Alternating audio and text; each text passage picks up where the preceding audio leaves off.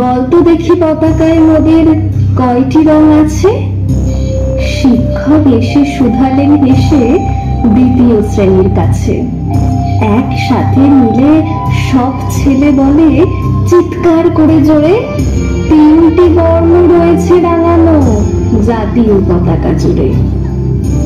শ্রেণীর পিছনে বেঞ্চের কোণে শিশু ছিল এক বসে।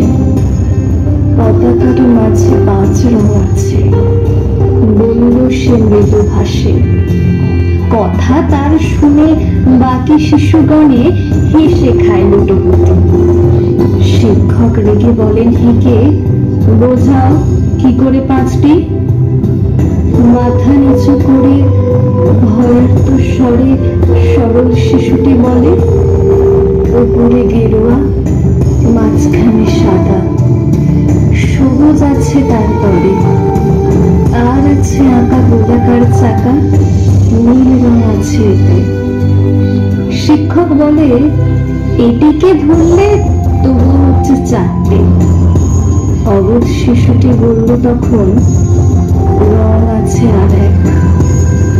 লাল লাল ছোপ দাগ দেখা যায় ওই পতাকার মাঝে। বাবাকে যখন আনলে ওরা, কফিনের ঢাকা খুলে জড়ানো রয়েছে দেহখানা তার পতাকার ফুলে। রক্তের দাগে ছিল লাল ছোপ ওই পতাকার মাঝে। এই নিয়ে মোট হলো 5টি।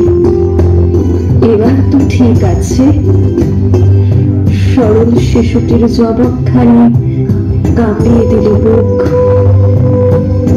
অশ্রু এলো নয়ন ভরে, শুকনো হলো।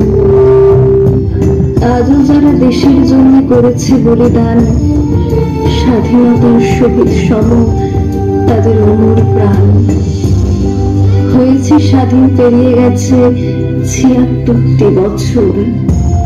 দেশ বাঁচাতে যাচ্ছে যে প্রাণ, রাখছে কি তার খবর?